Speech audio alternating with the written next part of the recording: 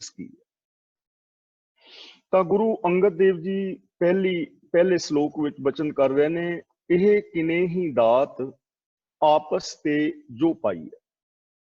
ਆਪਸ ਤੇ ਦਾ ਮਤਲਬ ਹੈ ਆਪਣੇ ਯਤਨਾਂ ਦੇ ਨਾਲ, ਆਪਣੇ ਉਦਮ ਦੇ ਨਾਲ, ਕਿ ਇਹ ਇੱਕ ਇਹੋ ਜਿਹੀ ਦਾਤ ਹੈ, ਬਖਸ਼ਿਸ਼ ਹੈ, ਜੋ ਅਸੀਂ ਆਪਣੇ ਉਦਮ ਦੇ ਨਾਲ ਪ੍ਰਾਪਤ ਕਰੀਏ। ਯਾਨੀ ਆਪਣੇ ਉਦਮ ਦੇ ਨਾਲ ਜੋ ਅਸੀਂ ਚੀਜ਼ ਪ੍ਰਾਪਤ ਕਰਦੇ ਹਾਂ ਉਹ ਦਾਤ ਨਹੀਂ ਹੁੰਦੀ। ਆਪਣੇ ਕਾਲਨਾ ਦੇ ਨਾਲ ਜਿਹੜੀ ਵਸਤੂ ਪ੍ਰਾਪਤ ਕਰਦੇ ਹਾਂ ਉਹ ਇਵਜ਼ਾਨਾ ਹੁੰਦਾ ਹੈ, ਬਦਲਾ ਹੁੰਦਾ ਹੈ। ਕਿ ਮੈਂ ਕੋਈ ਕੰਮ ਤੁਹਾਡਾ ਕੀਤਾ ਤੇ ਤੁਸੀਂ ਉਹਦੇ ਬਦਲੇ ਮੈਨੂੰ ਪੈਸੇ ਦੇ ਦਿੱਤੇ, ਤਾਂ ਇਹ ਦਾਤ ਨਹੀਂ ਹੈ, ਇਹ ਤਾਂ ਇਵਜ਼ਾਨਾ ਹੈ, ਇਹ ਤਾਂ ਬਦਲਾ ਹੈ, ਕਿਉਂਕਿ ਮੈਂ ਓਨਾ ਹੀ ਕੰਮ ਕੀਤਾ ਹੈ ਜਿੰਨੇ ਪੈਸੇ ਤੁਸੀਂ ਮੈਨੂੰ ਦਿੱਤੇ ਨੇ। ਮੈਂ ਦੁਕਾਨ ਤੇ ਕੋਈ ਚੀਜ਼ ਵੇਚਣ ਗਿਆ ਤਾਂ ਮੈਨੂੰ ਪੈਸੇ ਮਿਲੇ, ਪਰ ਓਨੇ ਪੈਸੇ ਮਿਲੇ ਜਿੰਨੇ ਦੀ ਉਹ ਵਸਤੂ ਸੀ। ਮੈਂ ਤੁਹਾਡੇ ਤੋਂ ਕੋਈ ਚੀਜ਼ ਖਰੀਦੀ ਤੇ ਉਹਦੇ ਬਦਲੇ ਮੈਂ ਓਨੇ ਪੈਸੇ ਦਿੱਤੇ ਜਿੰਨੇ ਦੀ ਉਹ ਵਸਤੂ ਸੀ। ਇਹ ਅਦਲਾ ਬਦਲਾ ਹੈ, ਇਵਜ਼ਾਨਾ ਹੈ, ਇਹ ਦਾਤ ਨਹੀਂ। ਤਾਂ ਅਸੀਂ ਜਿੰਨੇ ਵੀ ਕਰਮ ਕਾਂਡ ਕਰਦੇ ਹਾਂ, ਮੰਨ ਲਓ ਅਸੀਂ ਕਹਿੰਦੇ ਹਾਂ ਵੀ ਹੇ ਰੱਬਾ ਮੈਂ ਫਲਾਂ ਤੀਰਥ ਦੇ ਉੱਤੇ 4 ਜਾਂ 5 ਵਾਰੀ ਨਹਾਵਾਂਗਾ ਤਾਂ ਮੈਨੂੰ ਇਹ ਵਸਤੂ ਬਖਸ਼ਿਸ਼ ਕਰ। ਇਹਦਾ ਮਤਲਬ ਅਸੀਂ ਵਪਾਰ ਕਰ ਰਹੇ ਹਾਂ, ਦਾਤ ਨਹੀਂ। ਅਸੀਂ ਰੱਬੀ ਗੁਣਾਂ ਦੀ ਕੀਮਤ ਪਾ ਰਹੇ ਹਾਂ। ਤੇ ਇੱਕ ਗੱਲ ਯਾਦ ਰੱਖਣਾ, ਦਾਤ ਦੀ ਕੋਈ ਕੀਮਤ ਨਹੀਂ ਹੁੰਦੀ। ਔਰ ਜਿੰਨੇ ਵੀ ਇਸ ਦੁਨੀਆ ਵਿੱਚ ਰੱਬੀ ਗੁਣ ਨੇ ਉਹਨਾਂ ਨੂੰ ਅਸੀਂ ਇਵਜ਼ਾਨੇ ਵਜੋਂ ਜੋ ਹੈ ਅਸੀਂ ਖਰੀਦ ਨਹੀਂ ਸਕਦੇ, ਕਿਉਂਕਿ ਰੱਬ ਦੇ ਗੁਣ ਅਮੁੱਲ ਨੇ, ਉਹਨਾਂ ਦੀ ਕੋਈ ਕੀਮਤ ਨਹੀਂ ਹੈ। ਤਾਂ ਗੁਰੂ ਜੀ ਕਹਿੰਦੇ ਨੇ ਇਹ ਕਿਨੇ ਹੀ ਦਾਤ ਆਪਸ ਤੇ ਜੋ ਪਾਈ ਹੈ, ਤੇ ਆਪਣੇ ਉਦਮ ਤੇ ਮਾਣ ਕਰਨ ਦੀ ਥਾਂ ਸਾਨੂੰ ਵਾਹਿਗੁਰੂ ਦੀ ਬਖਸ਼ਿਸ਼ ਤੇ ਭਰੋਸਾ ਕਰਨਾ ਚਾਹੀਦਾ ਹੈ ਔਰ ਆਸ ਤੱਕਣੀ ਚਾਹੀਦੀ ਹੈ। ਜੇ ਅਸੀਂ ਇਹ ਕਹੀਏ ਕਿ ਅਸੀਂ ਆਪਣੇ ਉਦਮ ਦੇ ਨਾਲ ਪਾਈਏ ਤਾਂ ਉਹ ਦਾਤ ਨਹੀਂ ਹੈ। ਹੁਣ ਦਾਤ ਕੀ ਹੈ? ਨਾਨਕ ਸਾ ਕਰਮਾਤ ਸਾਹਿਬ ਤੁਠੈ ਜੋ ਮਿਲੈ। ਇੱਥੇ ਕਈ ਪਾਠਕ ਸੱਜਣ, ਪਾਠੀ ਸੱਜਣ, ਬਾਣੀ ਪੜ੍ਹਨ ਵਾਲੇ ਜਾਂ ਅਰਥ ਕਰਨ ਵਾਲੇ ਵੀ ਕਈ ਵਾਰ ਇਹ ਸਮਝ ਬੈਂਦੇ ਹਨ ਕਿ ਇੱਥੇ ਕਰਮਾਤ ਦਾ ਮਤਲਬ ਕਰਾਮਾਤ, ਪਰ ਇੱਥੇ ਕਰਮਾਤ ਦਾ ਅਰਥ ਕਰਾਮਾਤ ਨਹੀਂ ਹੈ। ਇੱਥੇ ਕਰਮਾਤ ਦਾ ਅਰਥ ਵੀ ਬਖਸ਼ਿਸ਼ ਹੈ। ਉੱਤੇ ਗੁਰੂ ਜੀ ਨੇ ਦਾਤ ਕਿਹਾ ਹੈ, ਥੱਲੇ ਕਰਮਾਤ ਕਹਿ ਰਹੇ ਨੇ। ਯਾਨੀ ਕਰਮਾਤ ਇੱਥੇ ਕਰਾਮਾਤ ਵਾਸਤੇ ਨਹੀਂ ਵਰਤਿਆ, ਬਖਸ਼ਿਸ਼ ਵਾਸਤੇ ਵਰਤਿਆ ਹੈ। ਨਾਨਕ ਸਾ ਕਰਮਾਤ ਦੀ ਅਸਲੀ ਬਖਸ਼ਿਸ਼ ਉਹ ਹੈ ਸਾਹਿਬ ਤੁਠੈ ਜੋ ਮਿਲੇ, ਜੋ ਮਾਲਕ ਤਰੁੱਠ ਕੇ ਦਵੇ। ਹੁਣ ਇੱਕ ਨੌਕਰ ਹੈ ਨਾ, ਉਹ ਨੌਕਰੀ ਕਰ ਰਿਹਾ ਹੈ, ਜੌਬ ਕਰ ਰਿਹਾ ਹੈ, ਜੌਬ ਦੇ ਬਦਲੇ ਜੋ ਤਨਖਾਹ ਮਿਲ ਰਹੀ ਹੈ ਉਹ ਮਾਲਕ ਵੱਲੋਂ ਦਿੱਤੀ ਹੋਈ ਗਿਫਟ ਨਹੀਂ ਹੈ, ਦਾਤ ਨਹੀਂ ਹੈ। ਉਹ ਤਾਂ ਉਹਦਾ ਬਦਲਾ ਹੈ, ਕੰਮ ਦਾ ਬਦਲਾ। ਲੇਕਿਨ ਕੋਈ ਸੇਵਕ, ਕੋਈ ਜੌਬ ਕਰਨ ਵਾਲਾ ਬੰਦਾ ਬਹੁਤ ਚੰਗਾ ਕੰਮ ਕਰਦਾ ਹੈ ਔਰ ਐਸਾ ਚੰਗਾ ਕੰਮ ਕਰਦਾ ਹੈ ਕਿ ਜੋ ਉਹਦੇ ਮਾਲਕ ਨੂੰ ਬਹੁਤ ਭਾ ਜਾਂਦਾ ਹੈ, ਤੇ ਫਿਰ ਉਸ ਕੰਮ ਦੇ ਬਦਲੇ ਉਸ ਨੂੰ ਇਨਾਮ ਮਿਲਦਾ ਹੈ, ਗਿਫਟ ਮਿਲਦੀ ਹੈ ਕਿ ਇਹ ਤੇਰਾ ਇਨਾਮ ਹੈ, ਇਹ ਤੇਰੀ ਗਿਫਟ ਹੈ, ਖੁਸ਼ ਹੋ ਕੇ ਦੇ ਰਿਹਾ ਹੈ, ਉਹਨੂੰ ਬਖਸ਼ਿਸ਼ ਕਹਿੰਦੇ ਨੇ। ਤਾਂ ਜੋ ਅਸੀਂ ਆਪਣੇ ਯਤਨਾਂ ਦੇ ਨਾਲ ਲਵਾਂਗੇ ਉਹਦੇ ਪਿੱਛੇ ਸਾਡੀ ਈਗੋ ਹੋਏਗੀ। ਲੇਕਿਨ ਜਿਹੜੀ ਬਖਸ਼ਿਸ਼ ਹੈ ਉਹ ਨਿਰਯਤਨ ਹੈ, ਉਹਦੇ ਵਿੱਚ ਸਾਡੀ ਈਗੋ ਨਹੀਂ ਹੈ, ਉਹਦੇ ਤੇ ਸਾਡੇ ਉੱਤੇ ਮਾਲਕ ਪ੍ਰਸੰਨ ਹੋ ਰਿਹਾ ਹੈ, ਇਹਨੂੰ ਕਹਿੰਦੇ ਨੇ ਦਾਤ। ਦੇਖੋ ਆਪਣੇ ਯਤਨਾਂ ਦੇ ਨਾਲ ਬਾਬਾ ਸ੍ਰੀ ਚੰਦ ਜੀ ਗੁਰਿਆਈ ਦੇ ਉੱਤੇ ਦਾਵਾ ਰੱਖਦੇ ਨੇ ਨਾ, ਅੱਗੇ ਦਾਤੂ ਅਰਦਾਸੂ ਨੇ, ਗੁਰੂ ਪੁੱਤਰ ਨੇ, ਉਹ ਵੀ ਦਾਵਾ ਕਰਦੇ ਨੇ। ਤੇ ਬਾਬਾ ਪ੍ਰਿਥੀ ਚੰਦ ਜੀ ਨੇ ਤਾਂ ਬਹੁਤ ਵੱਡਾ ਦਾਵਾ ਕੀਤਾ ਸੀ, ਕਿਉਂਕਿ ਉਹ ਸਾਰੇ ਪ੍ਰਬੰਧ ਨੂੰ, ਪੈਸੇ ਆਦਿ ਨੂੰ ਸੰਭਾਲਦੇ ਸੀ, ਗਿਆਨ ਵੀ ਉਹਨਾਂ ਦੇ ਕੋਲ ਹੈ, ਔਰ ਉਹ ਦਾਵਾ ਵੀ ਕਰਦੇ ਸੀ ਕਿ ਗੁਰਿਆਈ ਮੈਨੂੰ ਮਿਲਣੀ ਚਾਹੀਦੀ ਹੈ, ਕਿਉਂਕਿ ਮੈਂ ਇੰਨਾ ਕੰਮ ਕਰ ਰਿਹਾ, ਮੈਂ ਇੰਨਾ ਪ੍ਰਬੰਧ ਸੰਭਾਲ ਰਿਹਾ।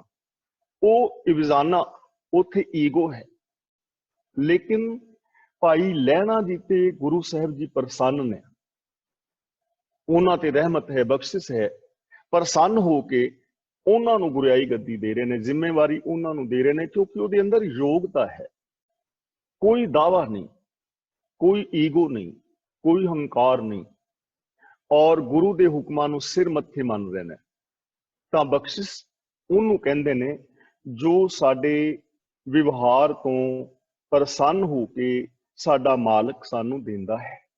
ਇਸ ਲਈ ਜੇ ਅਸੀਂ ਚਾਹੁੰਦੇ ਹਾਂ ਕਿ ਸਾਨੂੰ ਰੱਬੀ ਦਾਤ ਮਿਲੇ, ਬਖਸ਼ਿਸ਼ ਹੋਵੇ, ਸਾਨੂੰ ਉੱਚੀ ਆਤਮਿਕ ਪਦਵੀ ਮਿਲੇ, ਅਸੀਂ ਰੱਬ ਦੇ ਅੰਦਰ ਸਮਾ ਜਾਈਏ, ਤਾਂ ਉਹਦੇ ਵਾਸਤੇ ਇੱਕੋ ਹੀ ਹੈ, ਨਿਸਵਾਰਥ ਔਰ ਨਿਮਰਤਾ ਦੇ ਨਾਲ ਰੱਬੀ ਰਜ਼ਾ ਦੇ ਅੰਦਰ ਤੁਰਨਾ, ਲਾ ਆਫ ਨੇਚਰ ਦਾ ਪਾਲਨ ਕਰਨਾ, ਗੁਰਬਾਣੀ ਜੋ ਸਾਨੂੰ ਜੀਵਨ ਜਾਚ ਦੱਸਦੀ ਹੈ, ਪਿਆਰ ਦੇ ਨਾਲ, ਦਿਲੀ ਪਿਆਰ ਦੇ ਨਾਲ ਉਸ ਦੀ ਪਾਲਣਾ ਕਰਨੀ। ਫਿਰ ਗੁਰੂ ਸਾਹਿਬ ਸਾਡੇ ਤੇ ਪ੍ਰਸੰਨ ਹੋ ਕੇ ਸਾਨੂੰ ਸੁਖ ਦੀ ਦਾਤ ਸਾਡੀ ਝੋਲੀ ਦੇ ਅੰਦਰ ਪਾਉਣ। ਅਗਲਾ ਬਚਨ ਕਰਦੇ ਨੇ, ਇਹ ਕਿਨੇ ਹੀ ਚਾਕਰੀ ਜਿਤ ਭਉ ਖਸਮ ਨਾ ਜਾਏ। ਚਾਕਰੀ ਦਾ ਮਤਲਬ ਸੇਵਕੀ, ਸੇਵਾਦਾਰੀ, ਨੌਕਰੀ। ਗੁਰੂ ਪਾਤਸ਼ਾਹ ਜੀ ਕਹਿੰਦੇ ਨੇ ਕਿ ਇਹ ਕਿਹੋ ਜੀ ਚਾਕਰੀ ਹੋਈ, ਇਹ ਕਾਦੀ ਨੌਕਰੀ ਹੋਈ ਕਿ ਜਿਸ ਨੌਕਰੀ ਦੇ ਅੰਦਰ, ਜਿਸ ਸੇਵਾ ਦੇ ਅੰਦਰ ਖਸਮ ਦਾ ਭਉ ਹੀ ਨਹੀਂ ਗਿਆ, ਡਰ ਹੀ ਨਹੀਂ ਗਿਆ। ਜਿਵੇਂ ਕਿਸੇ ਗੁਲਾਮ ਨੂੰ ਡਰ ਬਣਿਆ ਰਹਿੰਦਾ।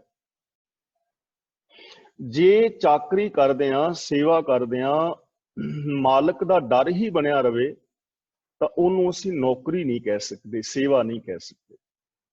ਸਗੋਂ ਨਾਨਕ ਸੇਵਕ ਕਾਂਢੀਐ ਜੇ ਸੇਤੀ ਖਸਮ ਸਮਾਏ। ਇੱਥੇ ਕਾਢੀਏ ਲਿਖਿਆ ਹੈ, ਇਸ ਦਾ ਉਚਾਰਨ ਕਾਂਢੀਏ ਪੜਾਂ। ਕਾਢੀਏ ਦਾ ਮਤਲਬ ਹੁੰਦਾ ਹੈ ਕੱਢ ਦੇਣਾ, ਵੱਖਰਾ ਕਰ ਦੇਣਾ, ਤੇ ਕਾਂਢੀਏ ਦਾ ਅਰਥ ਹੁੰਦਾ ਹੈ ਗਿਣਨਾ। ਕਾਂਢੀਏ ਦਾ ਮਤਲਬ ਗਿਣਿਆ ਜਾਂਦਾ ਹੈ। ਨਾਨਕ ਸੇਵਕ ਕਾਂਢੀਐ, ਉਸ ਇਨਸਾਨ ਨੂੰ ਸੱਚਾ ਸੇਵਕ ਗਿਣਿਆ ਜਾਂਦਾ ਹੈ ਜੇ ਸੇਤੀ ਖਸਮ ਸਮਾਏ, ਜੋ ਖਸਮ ਦੇ ਵਿੱਚ, ਆਪਣੇ ਮਾਲਕ ਦੇ ਵਿੱਚ ਮਿਲ ਕੇ ਮਾਲਕ ਵਰਗਾ ਹੀ ਹੋ ਜਾਏ।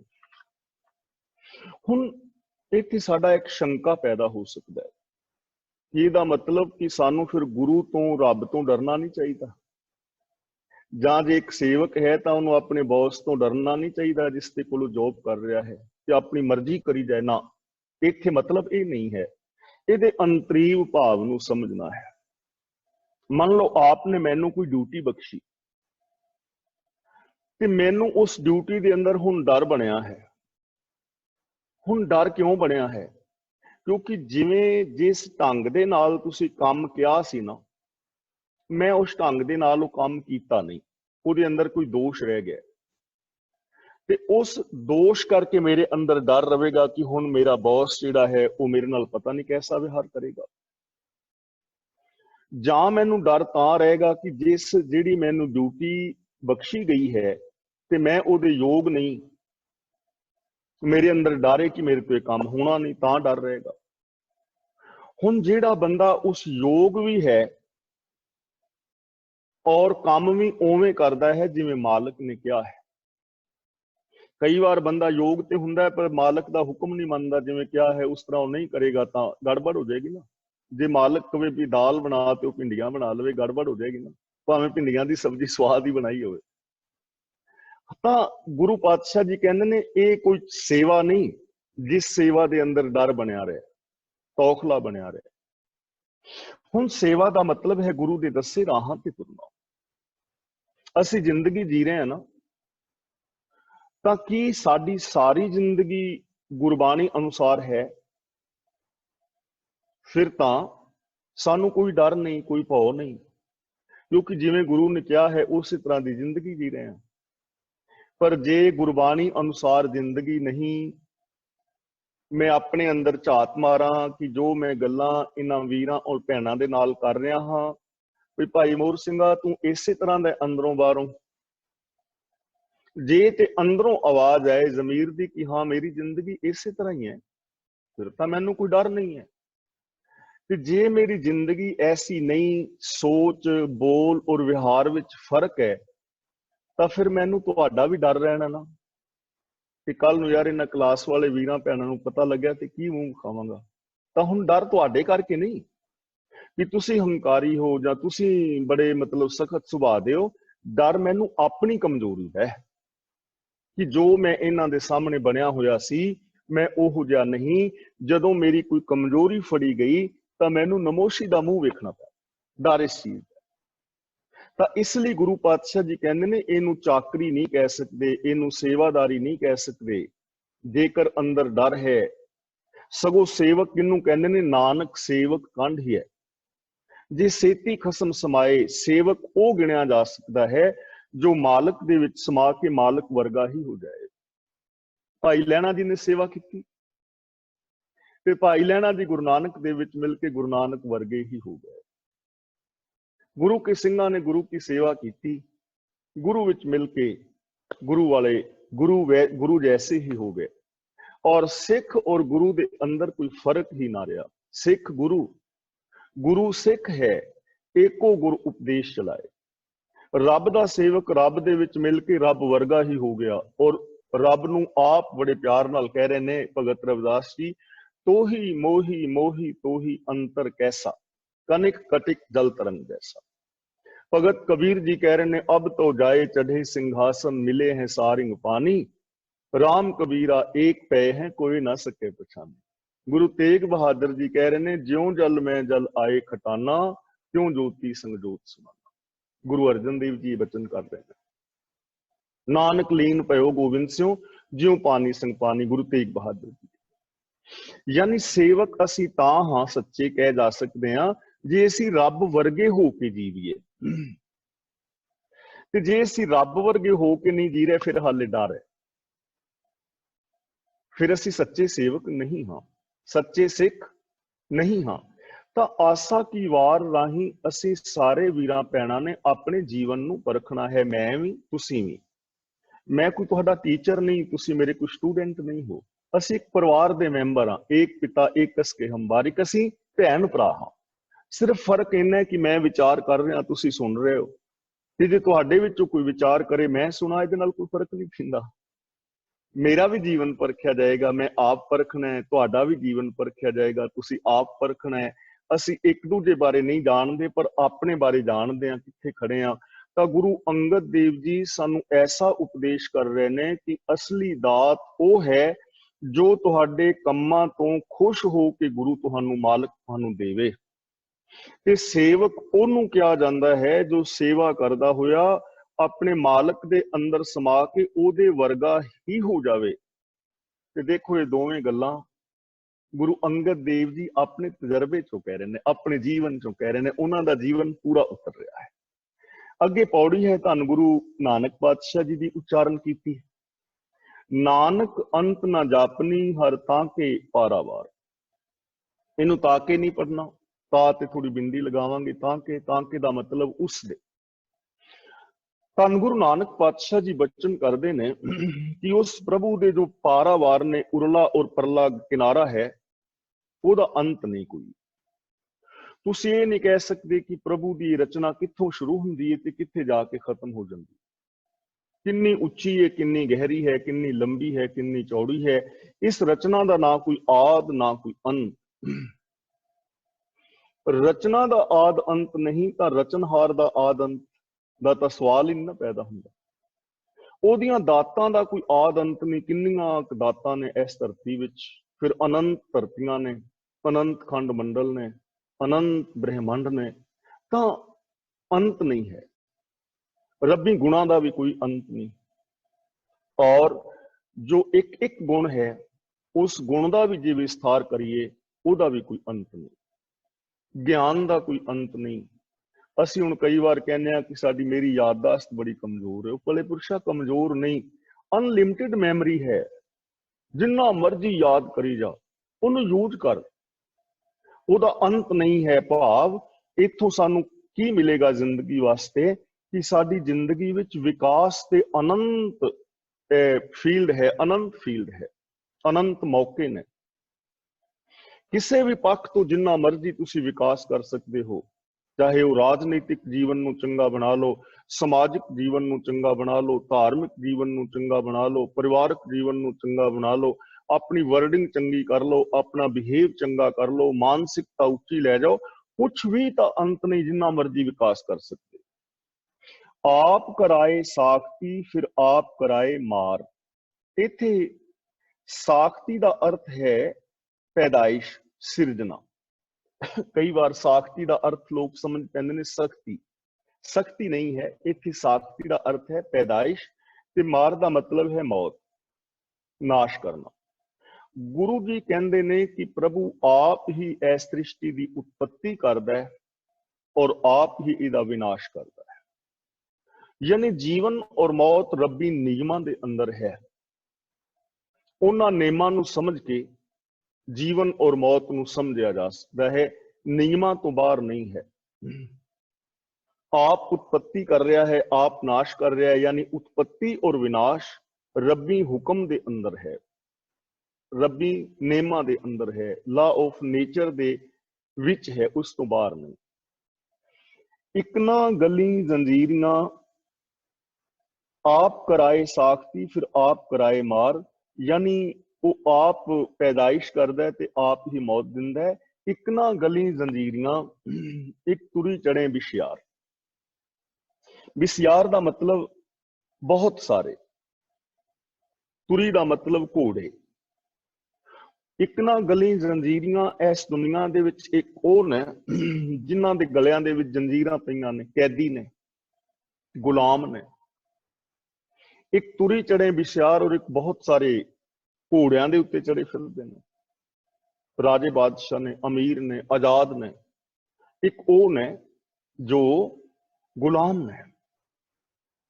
हुण दो तीन तरह की गुलामी है, शरीरक गुलामी है और एक शरीरक तौर पर बादशाह होना है।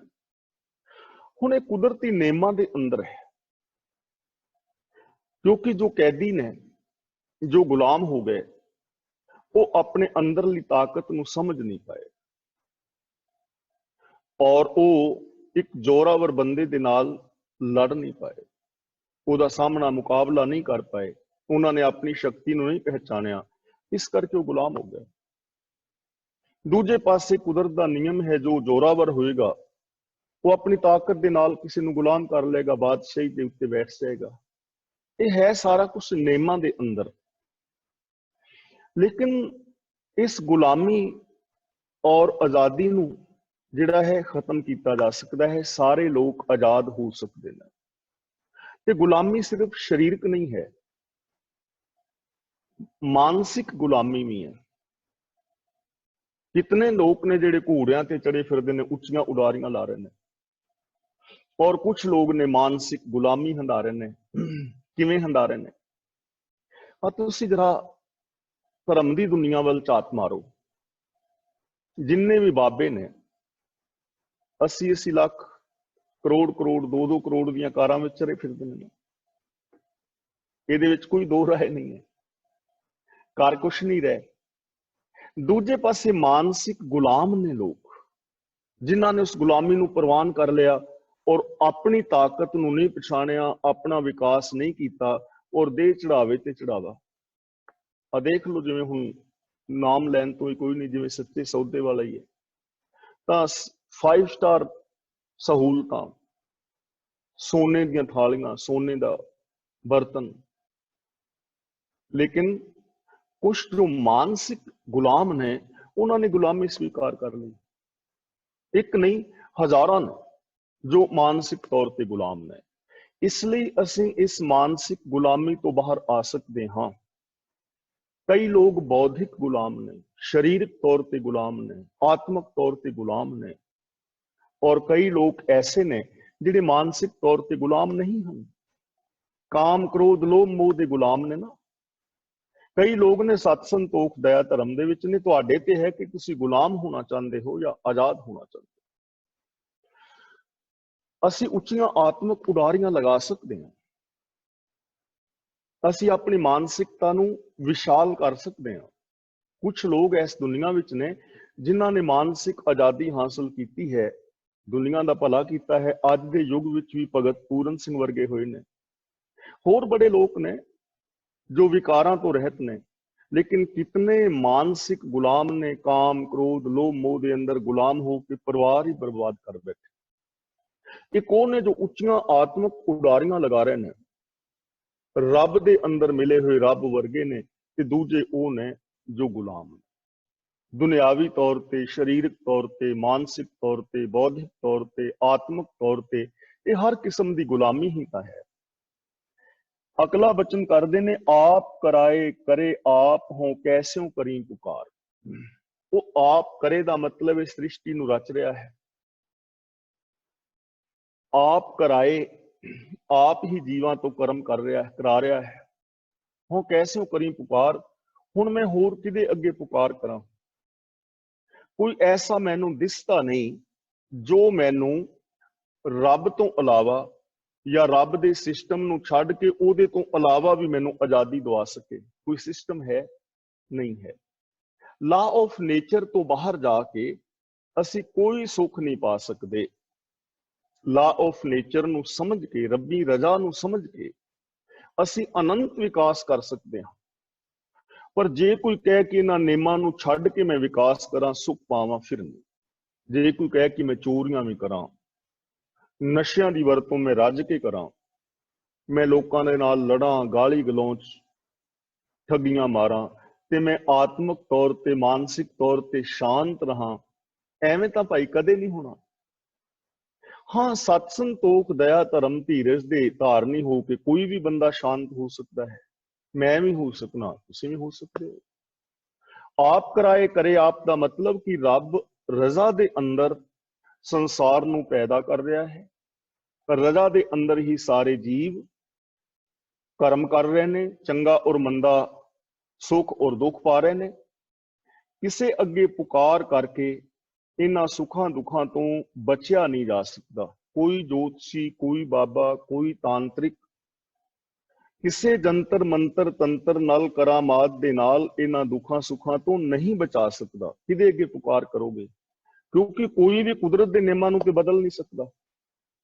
कुदरत के नियमां विच रहना पैना, इसलिए उस रब अगे पुकार करनी पैनी है। यानी ओदी रजा दे विच जे तुरोगे तो सुखी और शांत हो सकते हो। नानक करना जिन किया फिर तिस ही करनी सार। करना दा मतलब है सृष्टि जो भी मालिक ने रची है, जिसने ये रचना रची है, फिर वो आप ही जीवां दी सार करता है, संभाल करता है। और हकीकत है जो इत्थे पापी ने, पुन्नी ने, अपराधी ने, चंगे ने, माड़े ने, धर्मी ने, अधर्मी ने, खाना पीना ते सारियां नूं मिल रहा है। श्वास हर एक नूं मिल रहे ने, खून हर एक दे अंदर संचार कर रहा है, क्योंकि रब निर्वैर है। रब दे ये नियम कुदरत दे निर्वैर ने, ये किसी दे नाल वैर नहीं करते। रब्बी जो नियम ने वो किसी तो डरते नहीं कि किसी के डर के कारण वो नियम बदल जान। उन्होंने नियमां नूं खरीदिया नहीं जा सकता। इन्हां नियमां दे अंदर सार हो रही है। सब नूं जिवें जिवें दे कोई कर्म कर रहा है, छकन छकान लई उन्होंने पदार्थ मिली जाते हैं। लेकिन मानसिक तौर पर जो विकार कमाते हैं वो दुखी हो जाते हैं, और जो चंगे कर्म करते हैं वो सुखी हो जाते हैं। ये सारा संसार रब्बी रजा दे अंदर है। इसलिए जो ओदी रजा दे अंदर चलता है पूर्ण तौर ते, ਉਹਨੂੰ त्रुट के फिर सुखां दी दात मिलती है। वो है दात।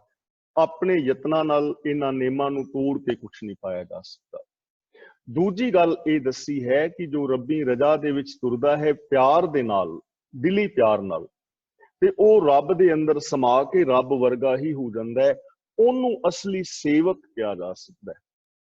ਉਹਨੂੰ असली रब दा बंदा, गुरु दा सिख, गुरु दा दास, गुरमुख सिख कहा जा सकता है, जिहड़ा रब्बी रजा गुरु के हुक्मां विच तुरदा होया उस रब दे अंदर समा के रब वर्गा ही हो जाए। ते ओ जिहड़ा मैं भी हो सकना, तुसीं भी हो सकते हो, कोई भैन भी हो सकती है, कोई वीर भी हो सकता है, वो विरला कोई भी हो सकता है, जिहड़ा भी तुरेगा वही हो जाए। अगला बचन धन गुरु नानक पातशाह जी कर रहे हैं। इसे चीज नूं बड़े प्यार नाल समझा रहे। कहते हैं आपे भांडे साजन आपे पूरन दे। जिवें कोई प्रजापत, असीं इहनूं थोड़ा मिसाल दे लैके समझांगे कि जिवें कोई प्रजापत बर्तन बनांदा है, उन्हां नूं आप ही पूरनता दिंदा है। किसी दे उत्ते कोई रंग, किसी दे उत्ते कोई रंग करदा है। सारे भांडे एक प्रजापत ने बनाए ने, इक्को मिट्टी तो बने ने, इक्को आवी दे अंदर पक्के ने, ਇੱਕੋ ਹੱਥਾਂ ਨੇ ਉਹਨਾਂ ਨੂੰ ਡਿਜ਼ਾਈਨ ਦਿੱਤਾ ਹੈ। ਇਸੇ ਤਰ੍ਹਾਂ ਇਹ ਜਿੰਨੇ ਵੀ ਸਾਡੇ ਭਾਂਡੇ ਸਰੀਰ ਨੇ, ਇੱਥੇ ਭਾਂਡੇ ਦਾ ਮਤਲਬ ਸਰੀਰ, ਜਿੰਨੇ ਵੀ ਸਾਡੇ ਸਰੀਰ ਭਾਂਡੇ ਨੇ, ਮਨੁੱਖਾਂ ਦੇ, ਜੀਵ ਜੰਤਾਂ ਦੇ, ਇਸਤਰੀਆਂ ਪੁਰਸ਼ਾਂ ਦੇ, ਇਹ ਸਭ ਰੱਬੀ ਰਜ਼ਾ ਦੇ ਅੰਦਰ ਬਣੇ ਨੇ। ਮੇਰਾ ਸਰੀਰ ਵੀ ਪੰਜਾਂ ਤੱਤਾਂ ਤੋਂ, ਤੁਹਾਡਾ ਵੀ ਪੰਜਾਂ ਤੱਤਾਂ ਤੋਂ। ਇੱਕ ਅਮੀਰ ਦਾ ਸਰੀਰ ਵੀ ਪੰਜਾਂ ਤੱਤਾਂ ਤੋਂ, ਇੱਕ ਗਰੀਬ ਦਾ ਵੀ, ਪੜ੍ਹੇ ਦਾ ਵੀ, ਅਨਪੜ੍ਹ ਦਾ ਵੀ। ਹਰ ਇਨਸਾਨ ਹੀ ਮਾਂ ਦੇ ਪੇਟ ਵਿੱਚੋਂ ਪੈਦਾ ਇੱਕੋ ਸਾਧਨ ਦੇ ਨਾਲ ਹੋਇਆ ਹੈ। ਆਕਸੀਜਨ ਦੇ ਨਾਲ ਸਾਰੇ ਪਲ ਰਹੇ ਨੇ, ਭੋਜਨ ਨਾਲ ਜਿੰਦਾ ਨੇ, ਪਾਣੀ ਨਾਲ ਜੀਵਨ ਮਿਲ ਰਿਹਾ ਹੈ। ਇੱਕ ਦੇ ਸਿਸਟਮ ਦੇ ਅੰਦਰ ਹੀ ਇੱਕੋ ਮਿੱਟੀ ਨਾਲ, ਇੱਕੋ ਭੱਠੀ ਵਿੱਚ, ਇੱਕੋ ਹੱਥ ਦੇ ਬਣੇ ਹੋਏ ਜੀਵਨ। ਕੋਈ ਕਿਸੇ ਦੂਜੇ ਸਿਸਟਮ ਦੇ ਨਾਲ ਨਹੀਂ ਬਣਿਆ, ਕੋਈ ਕਿਸੇ ਦੂਜੇ ਸਿਸਟਮ ਦੇ ਨਾਲ ਨਹੀਂ ਜੀ ਰਿਹਾ। ਪਰ ਅੱਗੇ ਹੁਣ ਸਵਾਲ ਪੈਦਾ ਹੁੰਦਾ ਹੈ ਕਿ ਜਦੋਂ ਇੱਕ ਨੇ ਹੀ ਬਰਤਨ ਬਣਾਏ ਨੇ, ਇੱਕੋ ਸਿਸਟਮ ਵਿੱਚ ਨੇ, ਤਾਂ ਫਿਰ ਇਸ ਦੁਨੀਆ ਦੇ ਅੰਦਰ ਕੋਈ ਦੁਖੀ ਕਿਉਂ ਹੈ ਔਰ ਕੋਈ ਸੁਖੀ ਕਿਉਂ ਹੈ? ਇੱਕ ਚੰਗਾ ਕਿਉਂ ਹੈ ਤੇ ਇੱਕ ਮੰਦਾ ਕਿਉਂ ਹੈ? ਇੱਕ ਫੇਲ ਕਿਉਂ ਹੋ ਗਿਆ ਤੇ ਇੱਕ ਪਾਸ ਕਿਉਂ ਹੋ ਗਿਆ? ਇੱਕ ਸਿਆਣਾ ਕਿਉਂ ਹੋ ਗਿਆ ਤੇ ਇੱਕ ਬੇਵਕੂਫ ਕਿਉਂ ਹੋ ਗਿਆ? ਇੱਕ ਸਾਰੀ ਜ਼ਿੰਦਗੀ ਦੁੱਖਾਂ ਵਿੱਚ ਹੀ ਤੜਫਦਾ ਰਿਹਾ ਤੇ ਇੱਕ ਸਾਰੀ ਜ਼ਿੰਦਗੀ ਸੁੱਖਾਂ ਵਿੱਚ ਰਿਹਾ। ਤਾਂ ਕਾਰਨ ਕਿ ਉਹ ਦੁੱਖ ਰੱਬ ਨੇ ਦਿੱਤੇ ਨਾ। ਗੁਰੂ ਜੀ ਕਹਿੰਦੇ ਨੇ, ਇਕਨੀ ਦੁੱਧ ਸਮਾਈਐ, ਇੱਕ ਚੁੱਲ੍ਹੇ ਰਹਿਣ ਚੜੇ। ਸਮਾਈਏ ਦਾ ਮਤਲਬ ਸਮਾਉਂਦਾ ਹੈ। ਇੱਕ ਚੁੱਲ੍ਹੇ ਰਹਿਣ ਚੜੇ, ਇਕਨੀ ਦੁੱਧ ਸਮਾਈਏ। ਹੁਣ ਦੇਖੋ, ਧਿਆਨ ਨਾਲ ਸੁਣਿਓ। ਇੱਕ ਪ੍ਰਜਾਪਤ ਨੇ ਇੱਕ ਮਿੱਟੀ ਤੋਂ ਬਰਤਨ ਬਣਾਏ, ਇੱਕੋ ਆਵੀ ਦੇ ਵਿੱਚ ਪਕਾਏ, ਇੱਕੋ ਜਿਹਾ ਡਿਜ਼ਾਈਨ ਦੋ ਬਰਤਨਾਂ ਦਾ। ਅਸੀਂ ਦੋ ਹਾਂਡੀਆਂ ਲਿਆਂਦੀਆਂ, ਇੱਕ ਦੇ ਵਿੱਚ ਤੇ ਦੁੱਧ ਪਾ ਦਿੱਤਾ ਤੇ ਦੂਜੇ ਨੂੰ ਅਸੀਂ ਚੁੱਲ੍ਹੇ ਦੇ ਉੱਤੇ ਥੱਲੇ ਬਾਲ ਕੇ ਅੱਗ ਚੁੱਲ੍ਹੇ ਤੇ ਚੜਾ ਦਿੱਤਾ। ਉਹ ਸਾਰਾ ਦਿਨ ਚੁੱਲ੍ਹੇ ਦੇ ਉੱਤੇ ਚੜਿਆ। ਦੂਜਾ ਬਰਤਨ ਹੈ, ਉਹਦੇ ਵਿੱਚ ਸਿਰਫ ਦੁੱਧ ਜਮਾ ਰਹੇ ਹਾਂ, ਦੁੱਧ ਪਾਇਆ ਹੋਇਆ। ਮੱਝ ਦਾ ਦੁੱਧ ਲਿਆਂਦਾ, ਚੋ ਕੇ ਉਹਦੇ ਵਿੱਚ ਪਾ ਲਿਆ, ਦੂਜਾ ਚੁੱਲ੍ਹੇ ਤੇ ਚੜਿਆ। ਹੁਣ ਇਹਦੇ ਅੰਦਰ ਰੱਬ ਨੇ ਨਹੀਂ ਕਿਹਾ ਵੀ ਇਹ ਚੁੱਲ੍ਹੇ ਤੇ ਚੜੇ ਤੇ ਇਹ ਅੱਗੋਂ ਵਰਤੋਂ ਹੈ। ਤੁਸੀਂ ਉਹਨਾਂ ਬਰਤਨਾਂ ਦੀ ਵਰਤੋਂ ਕਿਵੇਂ ਕਰੋਗੇ?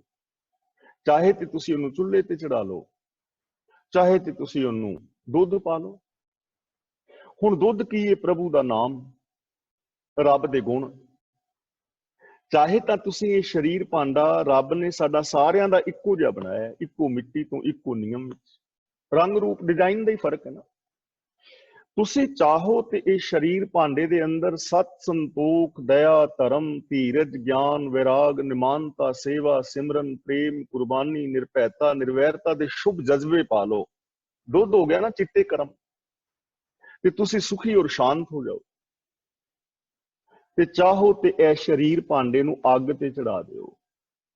ਕਾਮ, ਕ੍ਰੋਧ, ਲੋਭ, ਮੋਹ, ਹੰਕਾਰ, ਆਸਾ, ਤ੍ਰਿਸ਼ਨਾ, ਚੁਗਲੀ, ਨਿੰਦਾ, ਝੂਠ, ਫਰੇਬ, ਚੋਰੀਆਂ, ਯਾਰੀਆਂ, ਬੇਈਮਾਨੀਆਂ, ਠੱਗੀਆਂ, ਪਹਿਨਾਮੀਆਂ, ਪਾਪ, ਅਪਰਾਧ, ਮੇਰ ਤੇਰ, ਭਰੂਣ ਹੱਤਿਆ, ਜਾਤੀਵਾਦ, ਲੜਾਈ, ਦੰਗੇ, ਫਸਾਦ, ਦਾਜ, ਦਹੇਜ ਵਗੈਰਾ ਵਗੈਰਾ, ਇਹ ਅੱਗ ਹੈ।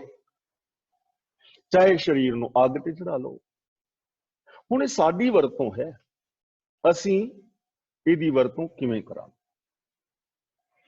ਇੱਕ ਦਿਨ ਦੰਦਾਂ ਦੀ ਤੇ ਜੀਭ ਦੀ ਆਪਸੀ ਖਹਿਸ ਬਹਿਸ ਹੋ ਗਈ। ਦੰਦ ਜੀਭ ਨੂੰ ਕਹਿਣ ਲੱਗੇ ਕਿ ਇਹ ਜੀਭ, ਤੂੰ ਸਾਡੀ ਦਇਆ ਤੇ ਬਚੀ ਹੋਈ ਹੈ। ਅਸੀਂ 32 ਜਣੇ ਆ, ਗਿਣਤੀ ਸਾਡੀ ਜ਼ਿਆਦੀ, ਤੂੰ ਕੱਲੀ, ਅਸੀਂ 32। ਤੂੰ ਨਰਮ, ਤੇਰੇ ਵਿੱਚ ਸ਼ਕਤੀ ਕੋਈ ਨਹੀਂ, ਤੇ ਅਸੀਂ 32 ਦੇ 32 ਸਖਤ। ਹਰ ਚੀਜ਼ ਨੂੰ ਅਸੀਂ ਤੁੱਕ ਦਿੰਨੇ ਆ, ਚਿੱਥ ਦਿੰਨੇ ਆ, ਪਾੜ ਦਿੰਨੇ ਆ। ਸਾਡਾ ਜਦੋਂ ਜੀ ਕਰੇ ਤੈਨੂੰ ਕੱਟ ਸਕਦੇ ਹਾਂ, ਤੈਨੂੰ ਟੁੱਕ ਸਕਦੇ ਹਾਂ, ਤੂੰ ਸਾਡੀ ਰਹਿਮਤ ਤੇ ਬਚੀ ਹੋਈ ਹੈ। ਤੇ ਜ਼ਬਾਨ ਕਹਿਣ ਲੱਗੀ, ਇਹ ਦੰਦੋ, ਇਹ ਤੁਹਾਨੂੰ ਭੁਲੇਖਾ ਹੈ, ਤੁਹਾਨੂੰ ਮੇਰੀ ਤਾਕਤ ਦਾ ਨਹੀਂ ਪਤਾ। ਮੈਂ ਤੁਹਾਡੀ ਦਇਆ ਕਰਕੇ ਨਹੀਂ ਬਚੇ, ਤੁਸੀਂ ਮੇਰੀ ਦਇਆ ਕਰਕੇ ਬਚੇ ਹੋ। ਮੈਂ ਬਾਹਰ ਜਾ ਕੇ ਇੱਕ ਬੋਲ ਐਸਾ ਬੋਲਾਂਗੀ ਕਿ 32 ਦੇ 32 ਕਢਾ ਕੇ ਬਾਹਰ ਤਰਾ ਦਿਆਂਗੀ। ਜ਼ਬਾਨ ਹੀ ਹੈ ਨਾ, ਵੀ ਇਹਦੀ ਵਰਤੋਂ ਕਿਵੇਂ ਕਰੋਗੇ? ਇੱਕ ਉਹ ਨੇ ਜਿਨ੍ਹਾਂ ਦੀ ਜ਼ਬਾਨ ਬੜੀ ਮਿੱਠੀ ਹੈ, ਬੜੀ ਪਿਆਰੀ ਹੈ, ਨਿਮਰਤਾ ਵਾਲੇ ਸੱਚੇ ਬੋਲ ਬੋਲਦੇ ਨੇ। ਉਹਨਾਂ ਦੇ ਬੋਲਾਂ ਨੂੰ ਬਾਰ-ਬਾਰ ਸੁਣਨ ਤੇ ਜੀ ਕਰਦਾ। ਕੁਝ ਲੋਕਾਂ ਦੇ ਬੋਲ ਉਸ ਚਿੱਠੀ ਵਰਗੇ ਨੇ ਜਿਹਨੂੰ ਬਾਰ-ਬਾਰ ਪੜ੍ਹਨ ਤੇ ਜੀ ਕਰਦਾ। कुछ लोगों के बोलों विच इन्नी मिठास और पॉजिटिविटी हुंदी है, जी करता है ये बोली जाए तो असी सुनी जाइए। कुछ लोगों के बोल ऐसे प्यारे हुंदे ने, वो सदा लई साडे हिरदे विच ते असी उन्हां दे दिल विच उतर जांदे हां। कुछ लोगों के बोल ऐसे हुंदे ने, उन्हां नूं सुन के असी सदा उन्हां दे ओ सदा साडे लई हो जांदे ने। ते कुछ लोगों के बोल ऐसे हुंदे ने, वो अपनिआं तों भी दूर हो जांदे ने, वो रिश्ते नाते भी तोड़ दिंदे ने। उन्हां दे बोलां दे नाल हत्यावां हुंदियां ने, उन्हां दे एक बयान दे नाल आगजनी हो जाती है, घटनावां घटदियां ने, वड्डे वड्डे दंगे हो जाते हैं। जबान ही है ਤਾਂ ਇਹ शरीर की वरतों तुसीं किवें करनी है, तुहाडे ते डिपेंड करेगा, मेरे ते डिपेंड करेगा। इकनी दुध समाई है, एक चुल्हे रहन चढ़े। दूजा है एक निहाली पै सवन, एक उपर रहन खड़े। निहाली का मतलब हुंदा है तुलाइयां, निहाली का मतलब तुलाई। एक वो ने जो मखमली तुलाइयां ते सुते ने, ते एक वो ने जो उन्हां दे सेवादार बन के उन्हां दी सेवा दे विच खड़े हुए ने।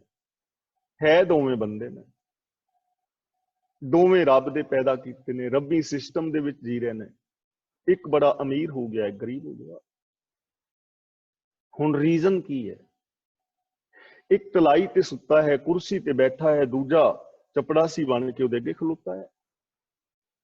ਤਾਂ ਇਹ ਰੱਬ ने नहीं किसी ਨੂੰ ਕਿਹਾ ਵੀ ਤੈਨੂੰ मैं चपड़ासी बना के भेज रहा, ਤੇ ਤੈਨੂੰ मैं डीसी बना के भेज रहा ना।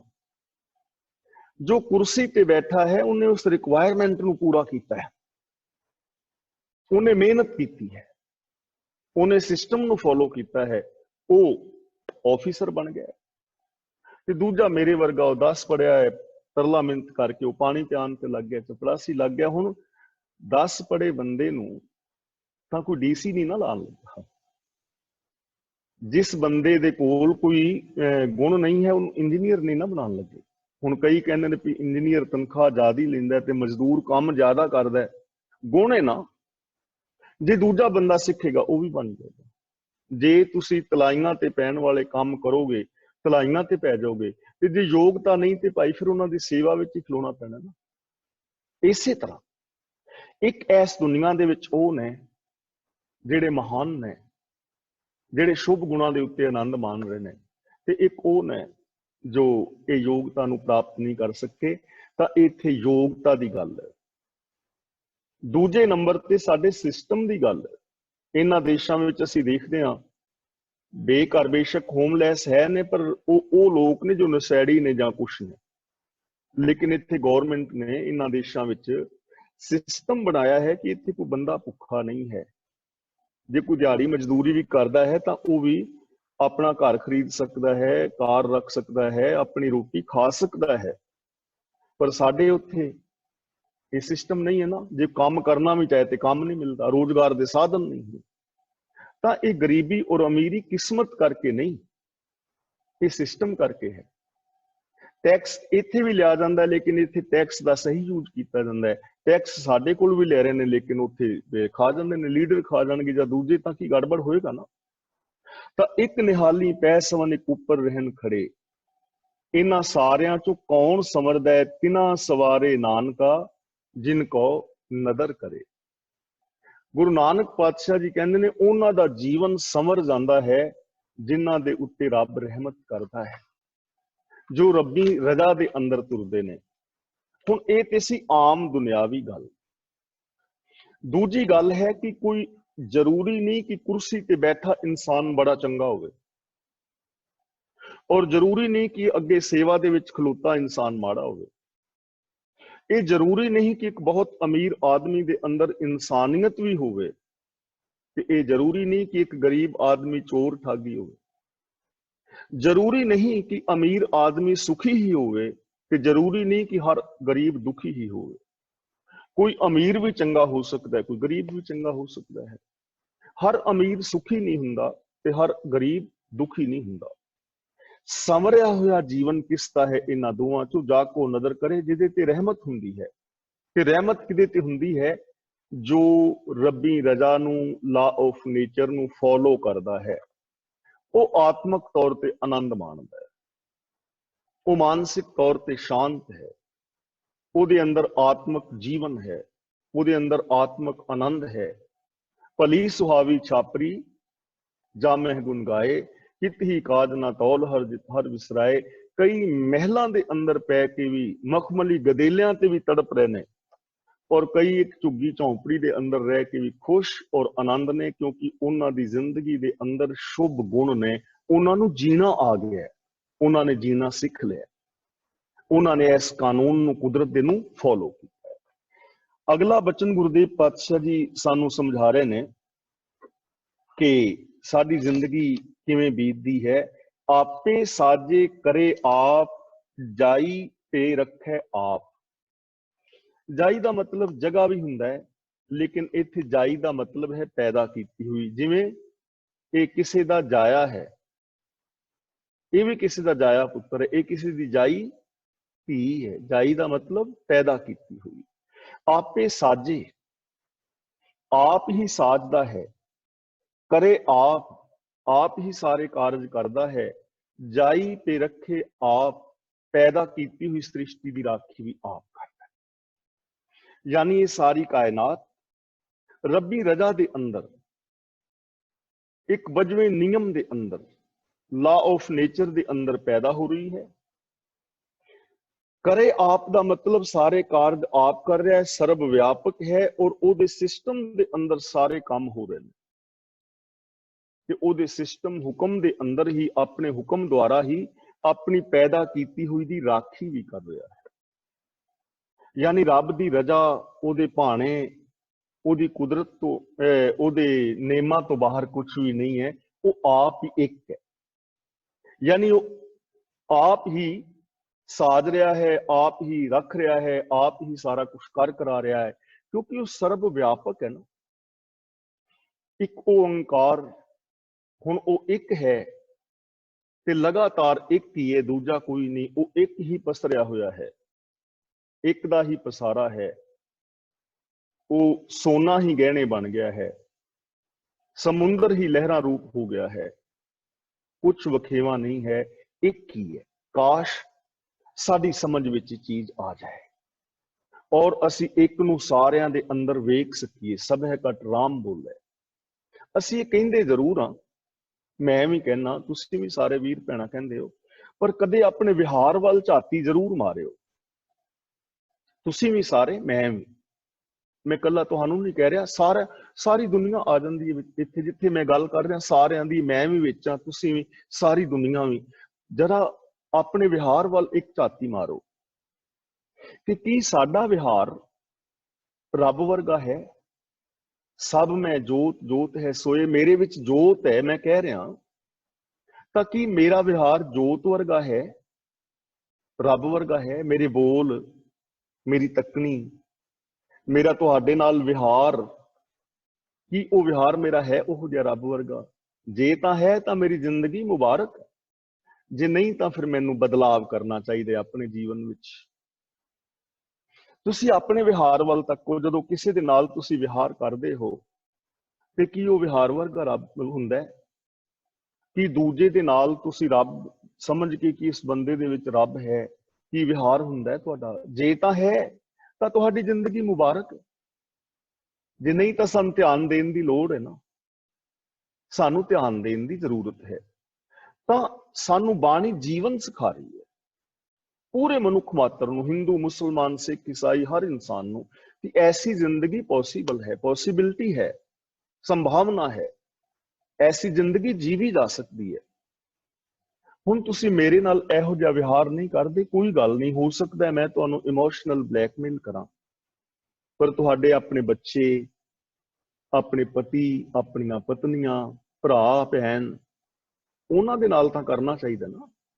उत्थों शुरू करो। पति पत्नी एक दूजे नाल विहार शुरू करो, भरा भरा, भैन भरा आपस दे विच करो। ਜਿਹੜੇ सज्जन मित्र यार दोस्त तुसीं जिन्हों कहंदे हो बेस्ट फ्रेंड, उन्हां दे नाल करो। जदों हर परिवार दे अंदर ये विहार शुरू हो जाएगा ना, सारी दुनिया च आटोमैटिकली हो जाएगा। लेकिन मैं इंतजार कर रहा कि क्लास वालियां भैणां ते वीर पहलों बदलन, मैं बाद विच बदलांगा। ये इंतजार तुसीं कर रहे हो, भाई मोहर सिंह पहलों बदल लवे फिर असीं बदलांगे। हुण मोहर सिंह ने ते बदलना ही नहीं कदे। असीं ना आम कह दिंने आ, भाई जी जे असीं करिए ते अगला ना करे, क्योंकि साडा ਸਾਡਾ ਅਖੀਰਲਾ ਬੰਬ ਇਹ ਹੀ ਹੁੰਦਾ ਜਿਹੜਾ ਅਸੀਂ ਚਲਾਉਂਦੇ ਹਾਂ, ਬ੍ਰਹਮ ਅਸਤਰ, ਵੀ ਜੇ ਅਗਲਾ ਨਾ ਕਰੇ। ਤੇ ਜੇ ਅਸੀਂ ਕਹਿੰਦੇ ਵੀ ਜੇ ਅਗਲਾ ਨਾ ਕਰੇ, ਫਿਰ ਅਸੀਂ ਵੀ ਨਹੀਂ ਕਰਾਂਗੇ। ਜਿਵੇਂ ਅਗਲਾ ਬੰਦਾ ਕਰੇਗਾ ਉਵੇਂ ਹੀ ਅਸੀਂ ਕਰਾਂਗੇ। ਹੁਣ ਜੇ ਤੁਸੀਂ ਕਹੋ, ਮੈਨੂੰ ਕਹੋ ਵੀ ਭਾਈ ਮੋਹਰ ਸਿੰਘ ਜਿਵੇਂ ਕਰੇਗਾ ਅਸੀਂ ਉਵੇਂ ਕਰਾਂਗੇ, ਜੇ ਸੁਧਰੇਗਾ ਤੇ ਤਾਂ। ਤੇ ਜੇ ਮੈਂ ਕਹਾਂ ਵੀ ਮੈਂ ਤੇ ਖੂਹ ਛਾਲ ਮਾਰਨ ਚੱਲਿਆ, ਫਿਰ ਕੀ ਕਰੋਗੇ? ਮੇਰੇ ਨਾਲ ਤੁਰੋਗੇ? ਨਹੀਂ ਨਾ। ਮੈਂ ਕਹਾਂ ਮੈਂ ਤੇ ਗੱਡੀ ਦੇ ਸਿਰ ਥੱਲੇ ਸਿਰ ਦੇ ਕੇ ਤੇ ਮਰਨ ਲੱਗਾ, ਤਾਂ ਮੇਰੇ ਨਾਲ ਨਹੀਂ ਮਰੋਗੇ। ਤੇ ਜੇ ਮੇਰੇ ਨਾਲ ਤੁਸੀਂ ਖੂਹ ਚ ਨਹੀਂ ਡਿੱਗ ਸਕਦੇ, ਤੇ ਫਿਰ ਮੇਰੇ ਨਾਲ ਸ਼ਰਾਬ ਕਿਉਂ ਪੀਂਦੇ ਹੋ? ਭਾਈ ਮੋਹਰ ਸਿੰਘ ਛੱਡੇਗਾ ਤੇ ਅਸੀਂ ਛੱਡਾਂਗੇ ਯਾਰ। ਮੋਹਰ ਸਿੰਘ ਝੂਠ ਬੋਲਣੇ ਛੱਡੇਗਾ ਤਾਂ ਅਸੀਂ ਛੱਡਾਂਗੇ। ਮੋਹਰ ਸਿੰਘ ਆਪਣੇ ਅੰਦਰੋਂ ਈਰਖਾ ਖਤਮ ਕਰੇਗਾ ਤਾਂ ਅਸੀਂ ਕਰਾਂਗੇ। ਦੂਜੇ ਦੇ ਨਾਲ ਰੀਸ ਕਿਉਂ ਕਰਦੇ ਹੋ? ਆਪਣੇ ਆਪ ਤੋਂ ਸ਼ੁਰੂ ਕਰੋ। ਮੈਂ ਆਪਣੇ ਆਪ ਤੋਂ ਸ਼ੁਰੂ ਕਰਾਂ, ਤੁਸੀਂ ਆਪਣੇ ਆਪ ਤੋਂ। ਹਰ ਬੰਦਾ ਆਪਣੇ ਆਪ ਤੋਂ ਸ਼ੁਰੂ ਕਰੇ, ਦੁਨੀਆ ਬਦਲ ਜਾਏਗੀ। ਅਗਲਾ ਬਚਨ ਕਰਦੇ ਨੇ, ਤਿਸ ਵਿੱਚ ਜੰਤ ਉਪਾਏ ਕੈ ਦੇਖੈ ਥਾਪ ਉਥਾਪ। ਤਿਸ ਵਿੱਚ ਦਾ ਮਤਲਬ ਇਸ ਸ੍ਰਿਸ਼ਟੀ ਦੇ ਅੰਦਰ ਜੀਵ ਜੰਤ ਪੈਦਾ ਕਰਕੇ, ਦੇਖੇ ਦਾ ਮਤਲਬ ਉਹਨਾਂ ਦੀ ਸੰਭਾਲ ਕਰਦਾ ਹੈ। ਥਾਪ ਉਥਾਪ, ਥਾਪ ਦਾ ਮਤਲਬ ਪੈਦਾ ਕਰਕੇ, ਉਥਾਪ ਦਾ ਮਤਲਬ ਖਤਮ ਕਰ। ਜਨਮ ਔਰ ਮੌਤ ਦੇ ਕੇ ਆਪ ਹੀ ਇਸ ਸ੍ਰਿਸ਼ਟੀ ਵਿੱਚ ਜੀਵ ਪੈਦਾ ਕਰ ਰਿਹਾ ਹੈ। ਆਪ ਹੀ ਉਹਦੇ ਹੱਥ ਦੇ ਅੰਦਰ ਜਨਮ ਔਰ ਮੌਤ ਹੈ, ਆਪ ਹੀ ਸੰਭਾਲ ਕਰ ਰਿਹਾ ਹੈ। ਹੁਣ ਅਸੀਂ ਕਹਾਂਗੇ ਵੀ ਕਿੱਥੇ ਸੰਭਾਲ ਕਰਦਾ ਪਿਆ, ਉਹ ਰੱਬ ਹੈ ਕਿੱਥੇ? ਦੇਖੋ, ਸਿਸਟਮ ਸਮਾਇਆ ਹੋਇਆ ਹੈ ਕਣ ਕਣ ਦੇ ਅੰਦਰ, ਪ੍ਰਾਣ ਸੱਤਿਆ ਬਣ ਕੇ। ਉਹਦੇ ਸਿਸਟਮ ਦੇ ਅੰਦਰ ਇਹ ਸਾਰਾ ਕੁਝ ਆਟੋਮੈਟਿਕਲੀ ਹੋਈ ਜਾ ਰਿਹਾ ਹੈ। ਕਿਸ ਨੂੰ ਕਹੀਏ ਨਾਨਕਾ ਸਭ ਕੁਝ ਆਪੇ ਆਪ। ਜਦੋਂ ਸਾਰਾ ਕੁਝ ਉਹ ਹੈ ਹੀ ਆਪ ਹੈ, ਤੇ ਫਿਰ ਕਿਹਨੂੰ ਕਹੀਏ, ਕਿਹਦੇ ਅੱਗੇ ਅਰਦਾਸ ਕਰੀਏ? ਹੁਣ ਹੈ ਹੀ ਸਾਰਾ ਕੁਝ ਆਪੇ ਆਪ ਹੀ ਹੈ, ਉਹਦੇ ਸਿਸਟਮ ਦੇ ਵਿੱਚ ਹੈ। ਉਹਦੇ ਸਿਸਟਮ ਨੂੰ ਕੋਈ ਬਦਲ ਨਹੀਂ ਸਕਦਾ। ਨਾ ਤਾਂ ਮੈਂ ਬਦਲ ਸਕਦਾ, ਨਾ ਤੁਸੀਂ ਬਦਲ ਸਕਦੇ ਹੋ। ਤੇ ਫਿਰ ਕਿਹਦੇ ਕੋਲ ਜਾ ਕੇ ਕਹੀਏ? ਹੁਣ ਅੱਜ ਮੰਨ ਲਓ ਸ਼ਾਮੀ 6 ਵਜੇ ਦਿਨ ਛਿਪ ਜਾਣਾ, ਤੇ ਮੈਂ ਕੋਈ ਕੰਮ ਕਰਨਾ ਹੈ ਜਿਹੜਾ ਦਿਨੇ ਦਿਨੇ ਹੋ ਸਕਦਾ ਹੈ, ਦਿਨ ਛਿਪੇ ਤੋਂ ਬਾਅਦ ਹੋ ਨਹੀਂ ਸਕਦਾ। ਮੰਨ ਲਓ ਸਪੋਜ਼, ਤੇ ਮੈਂ ਕੰਮ ਕਰਨ ਤੋਂ ਹੋ ਜਾਵਾਂ ਲੇਟ, ਤੇ ਹੁਣ ਮੈਂ ਕਿਹਨੂੰ ਕਵਾਂ ਯਾਰ ਅੱਧਾ ਘੰਟਾ ਅੱਜ ਦਿਨ ਲੇਟ ਛਪਾ ਦਿਓ? ਕੀ ਤੁਸੀਂ ਸਾਰੇ ਕਲਾਸ ਵਾਲੇ ਬੰਦੇ ਭੈਣਾਂ ਵੀਰ ਮਿਲ ਕੇ ਸੂਰਜ ਨੂੰ ਅੱਧਾ ਘੰਟਾ ਲੇਟ ਕਰ ਸਕਦੇ ਹੋ? ਨਾ। ਮੈਂ ਜਾ ਕੇ ਓਬਾਮਾ ਨੂੰ ਕਵਾਂ, ਮੈਂ ਇੰਗਲੈਂਡ ਦੇ ਪ੍ਰਧਾਨ ਮੰਤਰੀ ਨੂੰ ਕਵਾਂ, ਮੈਂ ਮੋਦੀ ਨੂੰ ਕਵਾਂ ਵੀ ਆ ਥਾਲੀਆਂ ਵਜਵਾਉਂਦਾ ਫਿਰਨਾ, ਤੂੰ ਯਾਰ ਅੱਜ ਅੱਧਾ ਘੰਟਾ ਲੇਟ ਕਰ ਦੇ ਦਿਨ? ਨਹੀਂ ਨਾ ਕਰ ਸਕਦਾ। ਕਿਸੇ ਮੈਂ ਸਾਇੰਟਿਸਟ ਨੂੰ ਕਵਾਂ, ਕਿਹਨੂੰ ਕਵਾਂ? ਤਾਂ ਫਿਰ ਇਸ ਸਮੱਸਿਆ ਦਾ ਹੱਲ ਕੀ ਹੈ? ਇਸ ਸਮੱਸਿਆ ਦਾ ਹੱਲ ਇਹ ਹੈ ਕਿ ਇਸ ਦੁਨੀਆ ਨੂੰ ਕੋਈ ਬਦਲ ਨਹੀਂ ਸਕਦਾ। ਮਤਲਬ ਨੇਮਾਂ ਨੂੰ, ਜੋ ਲਾ ਆਫ ਨੇਚਰ ਹੈ, ਇਹਨੂੰ ਨਹੀਂ ਬਦਲ ਸਕਦਾ। ਹਾਂ, ਮੇਰੇ ਹੱਥ ਵਿੱਚ ਸੂਰਜ ਨੂੰ ਲੇਟ ਕਰਨਾ ਨਹੀਂ ਹੈ। ਮੇਰੇ ਹੱਥ ਵਿੱਚ ਇੱਕ ਚੀਜ਼ ਹੈ ਕਿ ਮੈਂ ਆਪਣੇ ਕੰਮ ਦੀ ਸੈਟਅਪ ਟਾਈਮ ਦੇ ਮੈਂ ਮੈਨੇਜਮੈਂਟ ਐਵੇਂ ਕਰਾਂ ਕਿ ਮੈਂ ਸੂਰਜ ਛਿਪਣ ਤੋਂ ਅੱਧਾ ਘੰਟਾ ਪਹਿਲਾਂ ਆਪਣਾ ਕੰਮ ਨਿਬੇੜ ਲਵਾਂ। ਇਹ ਤਾਂ ਮੇਰੇ ਹੱਥ ਵਿੱਚ ਹੈ ਨਾ, ਇਹ ਤੁਹਾਡੇ ਹੱਥ ਵਿੱਚ ਵੀ ਹੈ। ਇਸ ਲਾ ਆਫ ਨੇਚਰ ਦੇ ਅੰਦਰ ਅਸੀਂ ਕੰਮ ਕੋਈ ਵੀ ਕਰ ਸਕਦੇ ਹਾਂ, ਇਸ ਨੇਚਰ ਦੇ ਨੇਮ ਨੂੰ ਤੋੜ ਕੇ ਨਹੀਂ। ਤਾਂ ਇਸ ਤਰ੍ਹਾਂ ਉਹ ਸਭ ਕੁਝ ਆਪ ਕਰ ਰਿਹਾ। ਕਿਸ ਨੂੰ ਕਹੀਏ, ਕਿਹਦੇ ਅੱਗੇ ਅਰਦਾਸ ਕਰੀਏ? ਕੀ ਕੋਈ ਜੋਤਸ਼ੀ ਤੁਹਾਡੀ ਕਿਸਮਤ ਨੂੰ ਬਦਲ ਸਕਦਾ ਹੈ? ਬਿਲਕੁਲ ਵੀ ਨਹੀਂ। ਜੇ ਜੋਤਸ਼ੀਆਂ ਦੇ ਹੱਥ ਦੇ ਵਿੱਚ ਕਿਸਮਤ ਹੁੰਦੀ ਨਾ, ਮੰਨ ਲਓ ਪੈਸੇ ਲੈ ਕੇ ਤੁਹਾਡੇ ਤੋਂ 10 ਰੁਪਏ ਲੈ ਕੇ ਤੇ ਤੁਹਾਨੂੰ 1 ਕਰੋੜ ਰੁਪਏ ਲਾਟਰੀ ਦਾ ਨੰਬਰ ਦੇ ਰਹੇ ਨੇ, ਤਾਂ ਬੇਵਕੂਫ ਬੰਦਾ ਹੀ ਹੋਏਗਾ ਨਾ ਵੀ ਤੁਹਾਡੇ ਤੋਂ 5 ਰੁਪਏ ਲੈ ਕੇ ਤੇ ਕਰੋੜ ਦਾ ਨੰਬਰ ਤੁਹਾਨੂੰ ਦੱਸ ਤੇ ਆਪ ਕਿਉਂ ਨਹੀਂ ਖਰੀਦਦਾ? ਆਪ ਖਰੀਦ ਲਵੇ। ਆਪ 5-5 ਰੁਪਈਆਂ ਪਿੱਛੇ। ਮੈਂ ਇੱਥੇ ਵੇਖਣਾ ਹੁੰਦਾ 22-23 ਦੀਆਂ ਲਾਈਟਾਂ ਦੇ ਉੱਤੇ ਚੰਡੀਗੜ੍ਹ ਜੋਤਸ਼ੀ ਬੈਠੇ ਹੁੰਦੇ ਨੇ ਛਤਰੀਆਂ ਤਾਣ। ਹੈਰਾਨੀ ਇਹ ਹੈ ਕਿ ਹਾਈਲੀ ਐਜੂਕੇਟਡ ਬੰਦੇ ਹੱਥ ਵਿਖਾ ਰਹੇ ਨੇ। ਬੰਦਾ ਉਹਨਾਂ ਤੋਂ ਪੁੱਛਿਓ, ਅਕਲ ਦੇ ਅੰਨ੍ਹੇਓ, ਜੇ ਇਹ ਤੁਹਾਡੀ ਕਿਸਮਤ ਬਦਲਣ ਜੋਗੇ ਹੁੰਦੇ ਤੇ ਆਪ ਸੜਕ ਤੇ ਸਾਰਾ ਦਿਨ ਘੱਟਾ ਮਿੱਠੀ ਦਾ ਪਵਾ ਰਹੇ ਨੇ ਸਿਰ 'ਚ, ਇਹ ਕਿਉਂ ਪਾਉਂਦੇ? ਯਾਨੀ ਕੋਈ ਦੁਨੀਆ ਵਿੱਚ ਕੋਈ ਐਸਾ ਬੰਦਾ ਹੈ, ਚਾਹੇ ਕੋਈ ਜੋਤਸ਼ੀ ਜਾਂ ਬਾਬਾ ਜਾਂ ਕਰਾਮਾਤੀ, ਜਿਹੜਾ ਇਸ ਸਿਸਟਮ ਨੂੰ ਬਦਲ ਦੇਵੇ? ਲਾ ਆਫ ਨੇਚਰ ਨੂੰ ਬਦਲ ਸਕਦਾ ਕੋਈ? ਨਹੀਂ। ਤਾਂ ਫਿਰ ਕਿਹੜੇ ਵਹਿਮਾਂ 'ਚ ਪਏ ਹੋ? ਛੱਡੋ ਇਹਨਾਂ ਨੂੰ, ਰੱਬ ਦੀ ਰਜ਼ਾ ਵਿੱਚ ਤੁਰੋ। ਕਿਸ ਨੂੰ ਕਹੀਏ ਨਾਨਕਾ ਦਾ ਸਭ ਕੁਝ ਆਪੇ ਆਪ। ਹੁਣ ਗੁਰੂ ਨਾਨਕ ਦੇਵ ਜੀ ਅਖੀਰਲੀ ਪੌੜੀ ਵਿੱਚ ਕਹਿ ਰਹੇ ਨੇ, ਵੱਡੇ ਕੀਆਂ ਵਡਿਆਈਆਂ ਕਿਛ ਕਹਿਣਾ ਕਹਿਣ ਨਾ ਜਾਏ। ਰੱਬ ਵੱਡਾ ਹੈ, ਅਨੰਤ ਹੈ। ਉਹਦੀਆਂ ਵਡਿਆਈਆਂ, ਉਹਦੀਆਂ ਸਿਫਤਾਂ, ਉਹਦੇ ਗੁਣ ਵੀ ਅਨੰਤ ਨੇ। ਕਿਛ ਕਹਿਣ ਨਾ ਜਾਏ ਦਾ ਮਤਲਬ ਕਿ ਉਹਦੀਆਂ ਸਿਫਤਾਂ ਦਾ ਅੰਤ ਨਹੀਂ ਪਾਇਆ ਜਾ ਸਕਦਾ, ਉਹਦੇ ਇੱਕ ਇੱਕ ਗੁਣ ਦਾ ਅੰਤ ਨਹੀਂ ਪਾਇਆ ਜਾ ਸਕਦਾ, ਉਹਦੀਆਂ ਦਾਤਾਂ ਦਾ ਅੰਤ ਨਹੀਂ ਪਾਇਆ ਜਾ ਸਕਦਾ, ਇਸ ਕੁਦਰਤ ਦਾ ਅੰਤ ਨਹੀਂ ਪਾਇਆ ਜਾ ਸਕਦਾ, ਅੰਤ ਨਹੀਂ ਪਾਇਆ ਜਾ ਸਕਦਾ। ਸੋ ਕਰਤਾ ਕਾਦਰ ਕਰੀਮ ਦੇ ਜੀਆਂ ਰਿਜ਼ਕ ਸੰਭਾਹੇ। ਕਾਦਰ ਦਾ ਮਤਲਬ ਰਚਨਹਾਰ, ਕਰੀਮ ਦਾ ਮਤਲਬ ਰਹਿਮਤ ਕਰਨ ਵਾਲਾ। ਉਹ ਆਪ ਮਾਲਕ ਰਚਨਹਾਰ ਹੈ ਔਰ ਰਹਿਮਤ ਕਰਨ ਵਾਲਾ ਹੈ। ਉਹਦਾ ਘਰ ਦਇਆ ਦਾ ਘਰ ਹੈ। ਉਹਦੇ ਘਰ ਵਿੱਚ ਨਿਆਂ ਵੀ ਹੈ। ਕੁਦਰਤ ਦੇ ਅੰਦਰ ਨਿਆਂ ਹੈ, ਨਿਯਮਾਂ ਤੋਂ ਬਾਹਰ ਕੁਝ ਹੋ ਨਹੀਂ ਸਕਦਾ। ਤੇ ਉਹਦੇ ਘਰ ਵਿੱਚ ਦਇਆ ਵੀ ਹੈ, ਰਹਿਮਤ ਵੀ ਹੈ। ਸ਼ੇਖ ਸ਼ਾਦੀ ਨੇ ਬਹੁਤ ਵਧੀਆ ਬਚਨ ਕਹੇ ਨੇ, ਕਹਿੰਦਾ ਐ ਖੁਦਾ, ਮੈਂ ਸੁਣਿਆ ਹੈ ਕਿ ਤੇਰਾ ਘਰ ਦਇਆ ਦਾ ਘਰ ਹੈ, ਤੇਰਾ ਘਰ ਨਿਆਂ ਦਾ ਘਰ ਹੈ। ਮੈਂ ਤੇਰੇ ਘਰ ਵਿੱਚ ਆਇਆ ਪਰ ਨਿਆਂ ਮੰਗਣ ਨਹੀਂ ਆਇਆ। ਲੋਕ ਕਹਿੰਦੇ ਨੇ ਨਾ ਰੱਬ ਨੇ ਸਾਡੇ ਨਾਲ ਬੇਨਿਆਈ ਕੀਤੀ ਹੈ, ਤਾਂ ਸ਼ੇਖ ਸ਼ਾਦੀ ਕਹਿੰਦਾ ਐ ਖੁਦਾ, ਮੈਂ ਤੇਰੇ ਦਰ ਤੇ ਨਿਆਂ ਮੰਗਣ ਨਹੀਂ ਆਇਆ, ਮੇਰੇ ਨਾਲ ਨਿਆਂ ਨਾ ਕਰੀ। ਮੈਂ ਤੇਰੇ ਦਰ ਤੋਂ ਰਹਿਮਤ ਮੰਗਣ ਆਇਆ, ਮੇਰੇ ਤੇ ਰਹਿਮਤ ਕਰੇ। ਜੇ ਤੂੰ ਨਿਆਂ ਕਰੇਗਾ, ਮੈਂ ਤੇਰੇ ਤੋਂ ਨਿਆਂ ਮੰਗਾ ਕਿ ਮੈਂ ਇੰਨੇ ਚੰਗੇ ਕੰਮ ਕੀਤੇ ਨੇ, ਉਹਦਾ ਮੈਨੂੰ ਫਲ ਦੇ, ਤੇ ਫਿਰ ਨਿਆਂ ਤੇ ਬੁਰਿਆਂ ਦਾ ਵੀ ਹੋਣਾ ਹੈ ਨਾ। ਨਿਆਂ ਕਰਕੇ ਤੇ ਮੈਂ ਤੇਰੇ ਨਾਲ ਪੂਰਾ ਹੀ ਨਹੀਂ ਉਤਰ ਸਕਦਾ। ਮੈਨੂੰ ਜ਼ਿੰਦਗੀ ਦਿੱਤੀ, ਇਹਨੇ ਖੰਡ ਮੰਡਲ ਬ੍ਰਹਿਮੰਡ ਦਿੱਤੇ, ਇਹਦੇ ਬਦਲੇ ਮੈਂ ਤੈਨੂੰ ਕੀ ਦੇ ਸਕਣਾ। ਤਾਂ ਰੱਬ ਦਇਆ ਦਾ ਘਰ ਹੈ। ਗੁਰੂ ਜੀ ਕਹਿੰਦੇ ਨੇ, ਸੋ ਕਰਤਾ ਕਾਦਰ ਕਰੀਮ ਦੇ ਰਜੀਆਂ ਰਿਜ਼ਕ ਸੰਭਾਹੇ। ਆ ਸਾਰਾ ਸੰਸਾਰ ਉਹਦੀ ਦਇਆ ਹੀ ਤਾਂ ਹੈ। ਸਾਨੂੰ ਆ ਸਰੀਰ ਮਿਲਿਆ ਹੈ, ਦਇਆ ਹੀ ਤੇ ਹੈ। ਇਹ ਸੰਸਾਰ ਅੰਦਰ ਅਨੰਤ ਪਦਾਰਥ ਨੇ, ਦਇਆ ਹੀ ਤੇ ਹੈ। ਦੇ ਜੀਆਂ ਰਿਜ਼ਕ ਸੰਭਾਹੇ, ਉਹਨਾਂ ਨੇ ਜੀਆਂ ਨੂੰ ਰਿਜ਼ਕ ਬੰਨ ਕੇ ਦਿੱਤਾ ਹੋਇਆ ਹੈ। ਸਿਰ ਸਿਰ ਰਿਜ਼ਕ ਸੰਭਾਹੇ ਠਾਕੁਰ, ਸਿਰ ਸਿਰ ਰਿਜ਼ਕ ਦੇ ਰਿਹਾ ਹੈ। ਤੇ ਇਹਦਾ ਮਤਲਬ ਇਹ ਨਹੀਂ ਕਿ ਹੁਣ ਉਹ ਪੈਕਟ ਦੇ ਕੇ ਜਾਏਗਾ ਸਾਡੇ ਘਰ। ਉਹਨੇ ਰਿਜ਼ਕ ਦੇ ਦਿੱਤਾ ਹੈ। ਇਸ ਦੁਨੀਆ ਵਿੱਚ ਪੈਦਾਇਸ਼ੀ ਸ਼ਕਤੀ ਹੈ। ਕਣਕ ਬੀਜੋ, ਝੋਨਾ ਲਾਓ, ਚਣੇ ਬੀਜੋ, ਦਾਲਾਂ ਬੀਜੋ, ਫਸਲ ਉਗਾਓ, ਫਲ ਫਰੂਟ ਪੈਦਾ ਕਰੋ। ਹੋਰ ਤੁਹਾਨੂੰ ਮਤਲਬ ਜੇ ਹੋਰ ਇਹਨਾਂ ਨੂੰ ਸਵਾਦਲੇ ਬਣਾਉਣਾ ਹੀ ਚਾਹੁੰਦੇ ਹੋ ਤੇ ਫਾਸਟ ਫੂਡ ਵਗੈਰਾ ਉਰਾਂ ਪਰਾਂ ਕਿੰਨਾ ਕੁਛ ਬਣ ਰਿਹਾ ਹੈ ਨਾ। ਜਿੰਨਾ ਮਰਜ਼ੀ ਬਣਾਓ, ਜਿੰਨਾ ਮਰਜ਼ੀ ਖਾਓ, ਜਿੰਨਾ ਮਰਜ਼ੀ ਪੈਦਾ ਕਰੋ, ਜਿੰਨਾ ਉਦਮ ਕਰੋਗੇ ਓਨਾ ਮਿਲੇਗਾ, ਜਿੰਨਾ ਉਦਮ ਕਰੋਗੇ। ਨਾਨਕ ਏਕੀ ਬਾਹਰੀ ਹੋਰ ਦੂਜੀ ਨਾਹੀ ਜਾਏ। ਜਾਏ ਦਾ ਮਤਲਬ ਜਗ੍ਹਾ। ਗੁਰੂ ਜੀ ਕਹਿੰਦੇ ਨੇ, ਇੱਕ ਰੱਬ ਤੋਂ ਬਿਨਾਂ ਹੋਰ ਦੂਜੀ ਥਾਂ ਨਹੀਂ ਜਿੱਥੇ ਜਾ ਕੇ ਅਸੀਂ ਪੁਕਾਰ ਕਰੀਏ। ਇਸ ਸਿਸਟਮ ਨੂੰ ਬਦਲ, ਕੋਈ ਥਾਂ ਨਹੀਂ, ਜੇ ਹੈ ਤੇ ਦੱਸੋ। ਹਾਂ, ਅਸੀਂ ਮਾਨਸਿਕ ਗੁਲਾਮ ਹੋ ਜਾਂਦੇ ਹਾਂ, ਆਪਣੇ ਦਿਮਾਗ ਦੀ ਵਰਤੋਂ ਨਹੀਂ ਕਰਦੇ, ਸੱਚ ਦੀ ਵਰਤੋਂ ਨਹੀਂ ਕਰਦੇ। ਮਾਨਸਿਕ ਤੌਰ ਤੇ ਕਮਜ਼ੋਰ ਜੋ ਲੋਕ ਨੇ, ਅਗਿਆਨਤਾ ਦੇ ਕਾਰਨ ਬਾਬਿਆਂ ਕੋਲ ਤੇ ਕਬਰਾਂ ਕੁਬਰਾਂ ਤੇ ਭਟਕਦੇ ਫਿਰਦੇ ਨੇ, ਜੰਤਰਾਂ ਮੰਤਰਾਂ ਵਿੱਚ ਵਿਸ਼ਵਾਸ ਰੱਖਦੇ ਫਿਰਦੇ ਨੇ। ਸਾਡੀ ਅਗਿਆਨਤਾ ਹੈ, ਸਾਡੀ ਮਾਨਸਿਕ ਗੁਲਾਮੀ ਹੈ, ਸਾਡੀਆਂ ਮਾਨਸਿਕ ਕਮਜ਼ੋਰੀਆਂ ਨੇ। ਲੇਕਿਨ ਰੱਬ ਤੋਂ ਬਿਨਾਂ ਹੋਰ ਕੋਈ ਹੈ ਨਹੀਂ। ਇਸ ਲਾ ਆਫ ਨੇਚਰ ਤੋਂ ਬਾਹਰ ਕੋਈ ਕੁਛ ਨਹੀਂ ਕਰ ਸਕਦਾ।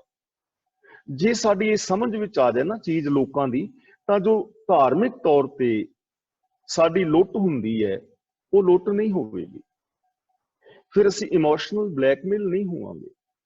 ਫਿਰ ਇਸ ਸੰਸਾਰ ਦੇ ਅੰਦਰ, ਇਨਸਾਨ ਦੇ ਅੰਦਰ ਇਨਸਾਨੀਅਤ ਪੈਦਾ ਹੋਏਗੀ।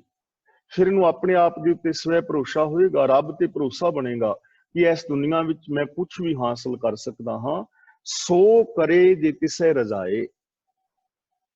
ਰੱਬ ਉਹ ਕੁਛ ਕਰਦਾ ਹੈ ਜੋ ਉਹਦੀ ਰਜ਼ਾ ਹੈ, ਭਾਣਾ ਹੈ। ਰਜ਼ਾ, ਭਾਣਾ, ਹੁਕਮ, ਲੇਖ, ਇਹਨਾਂ ਸਾਰੇ ਸ਼ਬਦਾਂ ਦਾ ਇੱਕੋ ਹੀ ਅਰਥ ਹੈ, ਲਾ ਆਫ ਨੇਚਰ, ਸਿਸਟਮ। ਸੋ ਕਰੇ ਜੇ ਕਿਸੇ ਰਜ਼ਾਏ, ਜੋ ਉਹਦਾ ਸਿਸਟਮ ਹੈ, ਲਾ ਆਫ ਨੇਚਰ ਹੈ, ਇਸ ਦੁਨੀਆ ਵਿੱਚ ਉਹੀ ਵਾਪਰਦਾ, ਇਹਦੇ ਤੋਂ ਬਾਹਰ ਨਹੀਂ। ਇਸ ਲਈ ਜੋ ਵੀ ਸੁੱਖ ਔਰ ਦੁੱਖ ਨੇ, ਉਹ ਸਾਡੇ ਆਪਣੇ ਕੀਤੇ ਹੋਏ ਕਰਮਾਂ ਦੇ ਨੇ। ਲਾ ਆਫ ਨੇਚਰ ਅਨੁਸਾਰ, ਰੱਬ ਦੀ ਰਜ਼ਾ ਭਾਣੇ ਮੁਤਾਬਕ ਜਦੋਂ ਅਸੀਂ ਜ਼ਿੰਦਗੀ ਜੀਂਦੇ ਹਾਂ, ਸਾਡੇ ਜੀਵਨ ਵਿੱਚ ਸੁੱਖ ਆ ਜਾਂਦਾ ਹੈ। ਜਦੋਂ ਅਸੀਂ ਗੁਰਮਤ ਤੋਂ ਉਲਟ ਜ਼ਿੰਦਗੀ ਜੀਂਦੇ ਹਾਂ, ਸਾਡੇ ਜੀਵਨ ਵਿੱਚ ਦੁੱਖ ਆ ਜਾਂਦਾ ਹੈ। ਹਰ ਇਨਸਾਨ ਦੇ ਅੰਦਰ ਪੋਸੀਬਿਲਿਟੀ ਹੈ ਕਿ ਉਹ ਰੱਬ ਦੀ ਰਹਿਮਤ ਬਖਸ਼ਿਸ਼ ਦਾ ਪਾਤਰ ਬਣ ਸਕਦਾ ਹੈ। ਔਰ ਬਖਸ਼ਿਸ਼ ਔਰ ਰਹਿਮਤ ਦੇ ਨਾਲ ਸਾਨੂੰ ਰੱਬੀ ਗਿਆਨ ਮਿਲਦਾ ਹੈ, ਸੁੱਖ ਆਦਿਕ ਮਿਲਦਾ ਹੈ। ਤੇ ਉਹ ਅਸੀਂ ਤਾਂ ਪ੍ਰਾਪਤ ਕਰ ਸਕਦੇ ਹਾਂ ਜੇ ਤਨੋਂ ਮਨੋਂ ਦਿਲੋਂ ਹੋ ਕੇ ਤੇ ਰੱਬ ਦੇ ਨਾਲ ਪ੍ਰੇਮ ਕਰਦਿਆਂ ਹੋਇਆਂ ਗੁਰੂ ਦੀ ਰਜ਼ਾ ਮੁਤਾਬਕ ਜ਼ਿੰਦਗੀ ਜੀਵੀਏ। ਸੌਖੇ ਸ਼ਬਦਾਂ ਵਿੱਚ ਅਸੀਂ ਸਮਝ ਸਕਦੇ ਹਾਂ ਕਿ ਜੋ ਵੇ ਆਫ ਲਾਈਫ ਸ੍ਰੀ ਗੁਰੂ ਗ੍ਰੰਥ ਸਾਹਿਬ ਜੀ ਮਹਾਰਾਜ ਸਾਨੂੰ ਦਿੰਦੇ ਨੇ, ਜੇ ਅਸੀਂ ਉਸ ਵੇ ਆਫ ਲਾਈਫ ਨੂੰ ਸਮਝ ਕੇ ਜ਼ਿੰਦਗੀ ਜੀਵੀਏ ਤਾਂ ਅਸੀਂ ਸਾਰੇ ਹੀ ਬਖਸ਼ਿਸ਼ ਔਰ ਰਹਿਮਤ ਦੇ ਪਾਤਰ ਹੋ ਸਕਦੇ ਹਾਂ। ਅਸੀਂ ਸਾਰੇ ਸੁਖੀ ਔਰ ਆਨੰਦਿਤ ਹੋ ਸਕਦੇ ਹਾਂ, ਆਤਮਕ ਜ਼ਿੰਦਗੀ ਜੀ ਸਕਦੇ ਹਾਂ। ਅੱਗੇ ਹੈ ਸੋ ਕਰੇ ਜੇ ਤਿਸੇ ਰਜ਼ਾਏ। ਇਸ ਦੇ ਅੱਗੇ 24 ਅੰਕ ਲਿਖਿਆ ਹੈ। ਇਸ 24 ਦਾ ਮਤਲਬ ਹੈ ਕਿ 24 ਪੌੜੀਆਂ ਹੋ ਗਈਆਂ ਨੇ। 24 ਅੰਕ ਤੋਂ ਅੱਗੇ 2 ਡੰਡੀਆਂ ਪਾ ਕੇ ਫਿਰ 1 ਲਿਖਿਆ ਹੈ। ਇਹਦਾ ਮਤਲਬ ਕਿ ਇੱਕ ਵਾਰ ਪੂਰੀ ਹੋ ਗਈ ਹੈ, ਇੱਕ ਬਾਣੀ ਆਸਾ ਕੀ ਵਾਰ ਜਿਹੜੀ ਹੈ ਉਹ ਪੂਰੀ ਹੋ ਗਈ ਹੈ। ਅੱਗੇ